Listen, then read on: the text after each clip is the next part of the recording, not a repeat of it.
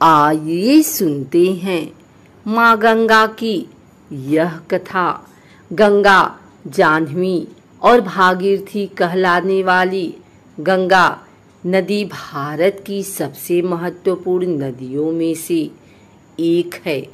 यह मात्र एक जल स्रोत नहीं है, बल्कि भारतीय मान्यताओं में यह नदी पूजनीय है, जिसे गंगा माँ अथवा गंगा देवी के नाम से सम्मानित किया जाता है।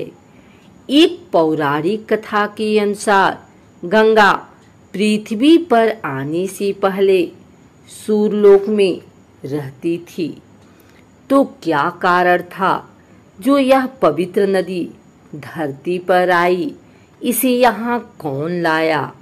गंगा नदी के पृथ्वी लोक में आने के पीछे कई सारी लोक कथाएं प्रचलित हैं, लेकिन इस सबसे अहम एवं रोचक कथा है पुराणों में। एक पौराणिक कथा के अनुसार अति प्राचीन समय में पर्वतराज हिमालय और सुमेरु पर्वत की पुत्री मैना की अत्यंत रूपवती एवं सर्वगुण संपन्न 2 कन्याएं थीं। 2 कन्याओं में से बड़ी थी गंगा तथा छोटी पुत्री का नाम था उमा। कहते हैं बड़ी पुत्री गंगा अत्यंत प्रभावशाली और असाधारण दैवीय गुणों से संपन्न थी, लेकिन साथ ही वह किसी बंधन को स्वीकार न करने के लिए भी जानी जाती थी। हर कार्य में अपनी मनमानी करना उनकी आदत थी।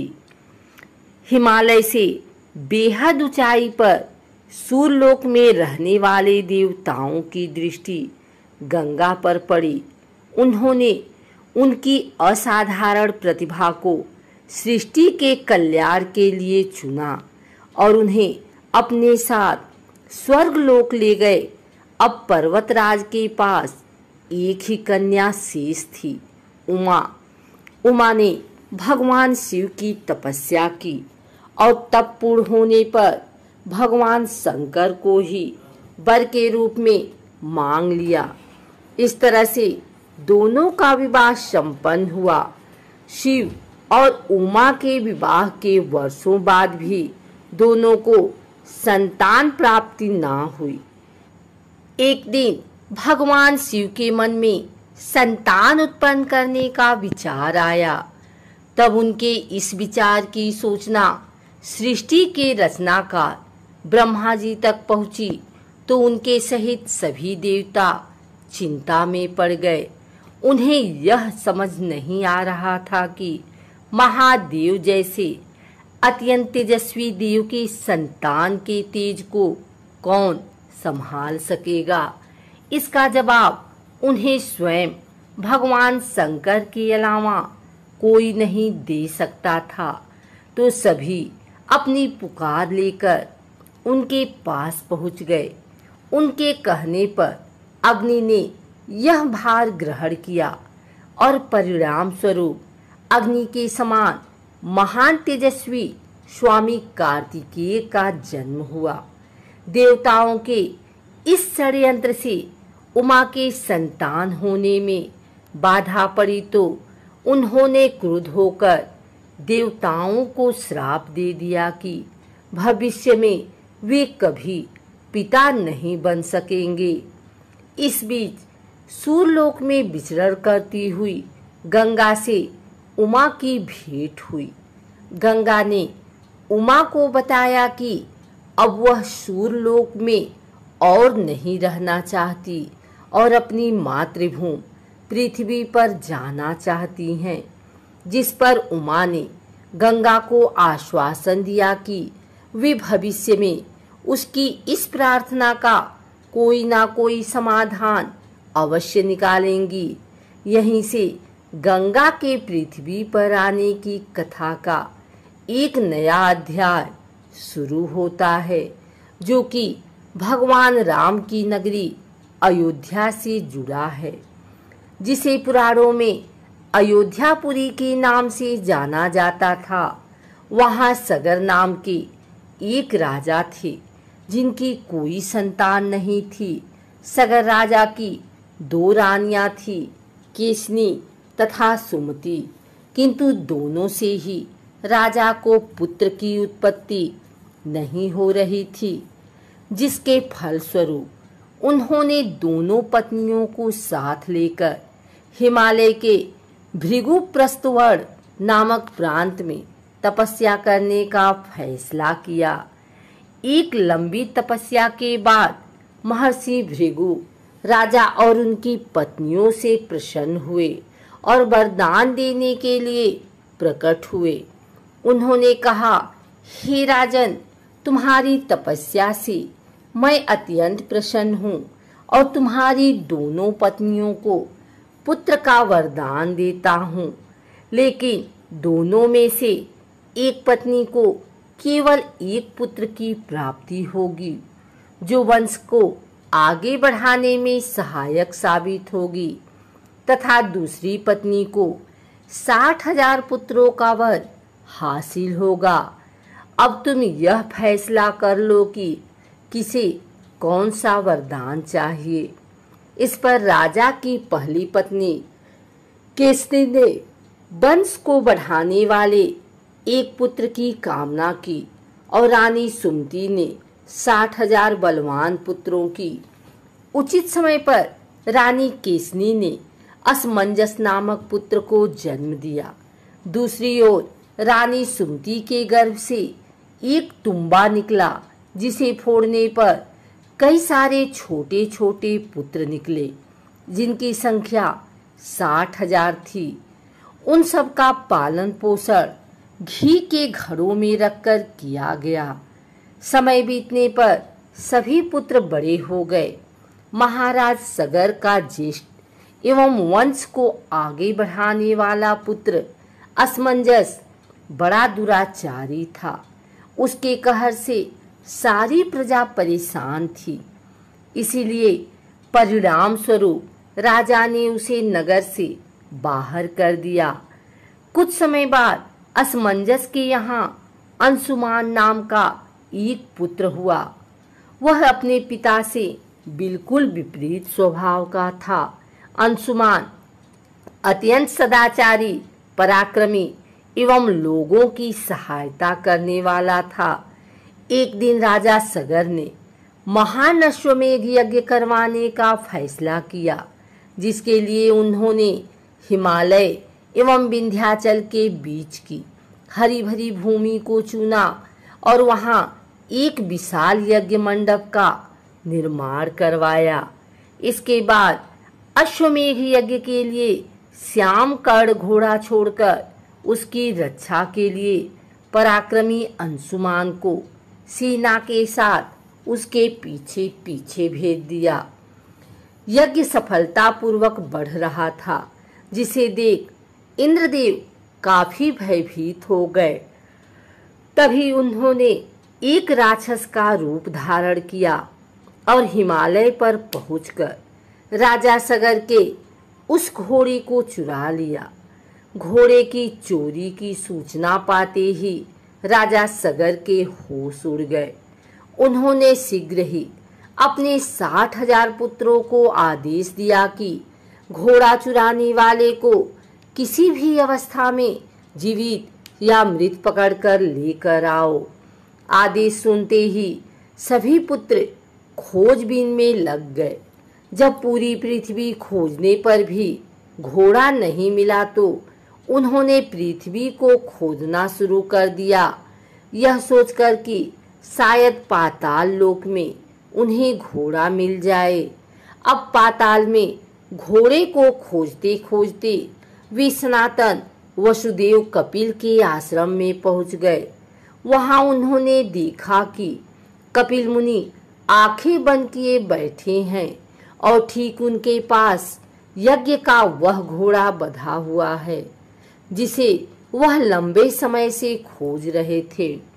इस पर सभी मंदबुद्धि पुत्र क्रोध में कपिल मुनि को घोड़े का चोर समझकर उन्हें अपशब्द कहने लगे।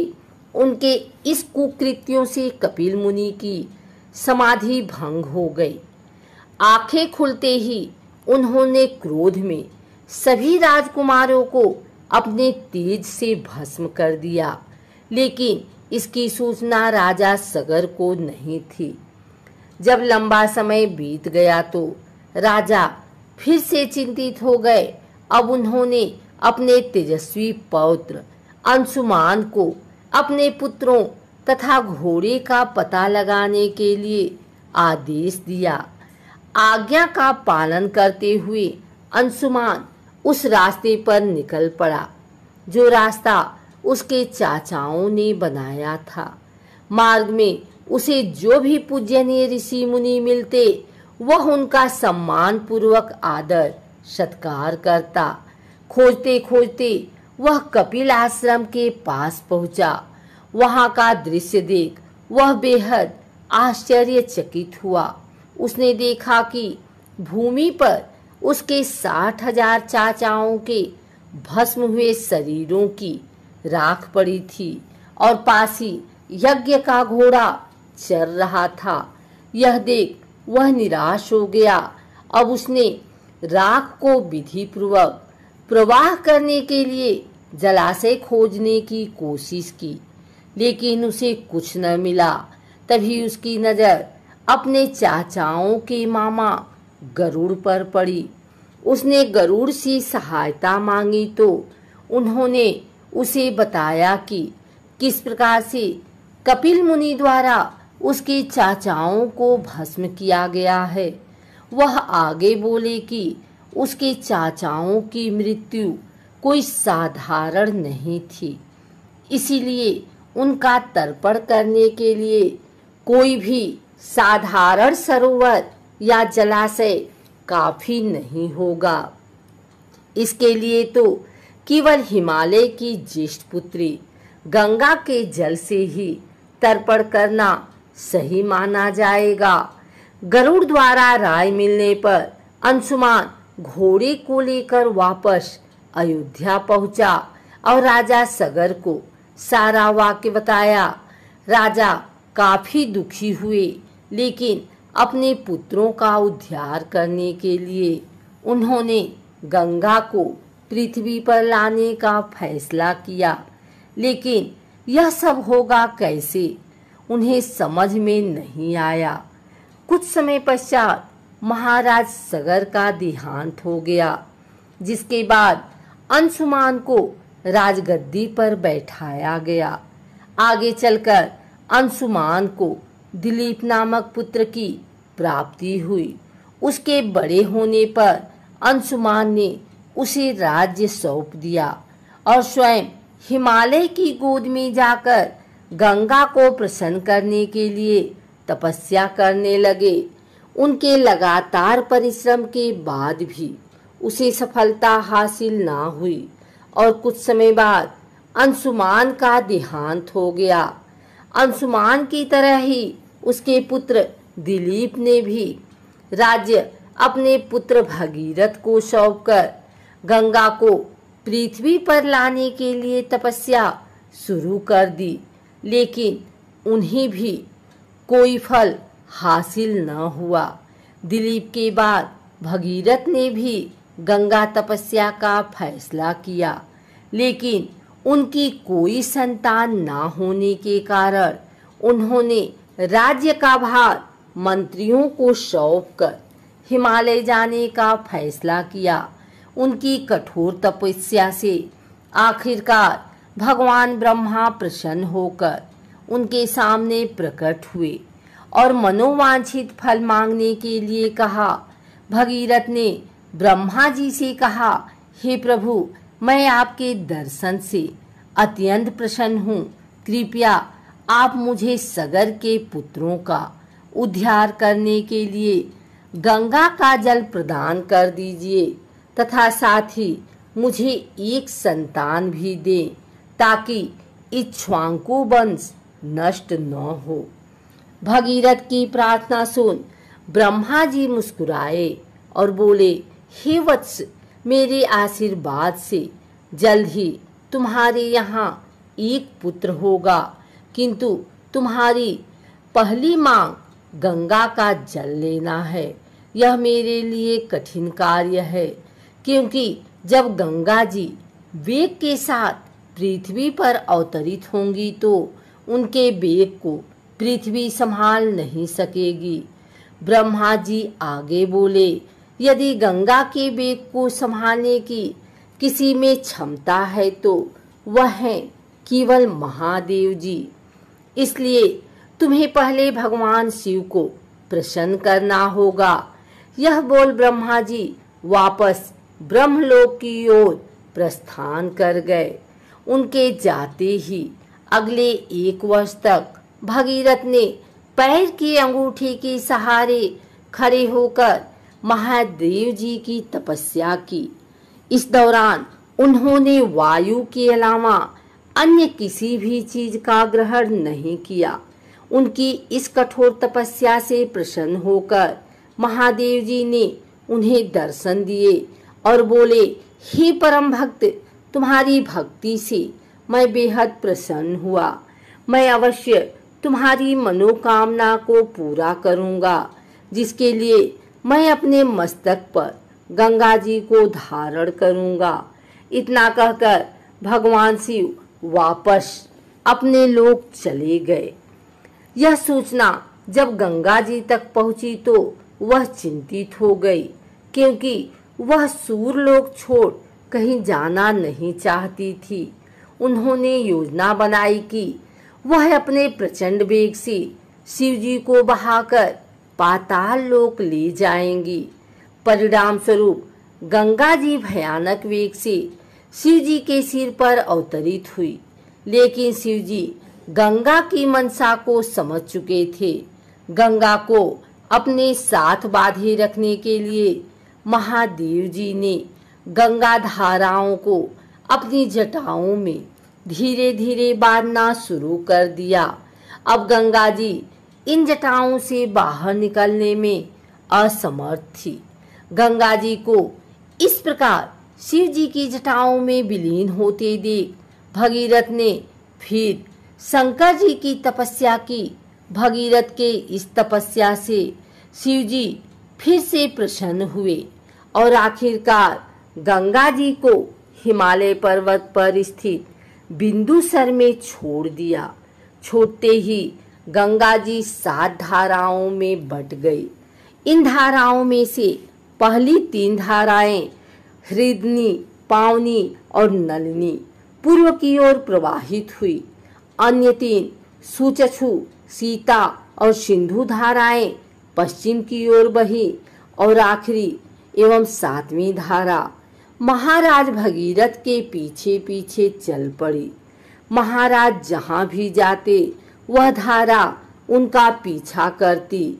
एक दिन गलती से चलते चलते गंगा जी उस स्थान पर पहुंची जहां ऋषि जन्हू यज्ञ कर रहे थे। गंगा जी बहते हुए अनजाने में उनके यज्ञ की सारी सामग्री को अपने साथ बहा कर ले गई, जिस पर ऋषि को बहुत क्रोध आया और उन्होंने क्रुद्ध होकर गंगा का सारा जल पी लिया। यह देखकर समस्त ऋषि मुनियों को बड़ा विस्मय हुआ और वे गंगा जी को मुक्त करने के लिए उनकी स्तुति करने लगे। अंत में ऋषि जन्हू ने अपने कानों से गंगा जी को बहा दिया और उसे अपनी पुत्री के रूप में स्वीकार कर लिया। तब से गंगा जी का नाम जाह्नवी भी पड़ा। इसके पश्चात वे भगीरथ के पीछे पीछे चली और अपने स्थान पर पहुंची जहां उसके चाचाओं की राख पड़ी थी। उस राख का गंगा के पवित्र जल से मिलन होते ही सगर के सभी पुत्रों की आत्मा स्वर्ग की ओर प्रस्थान कर गई।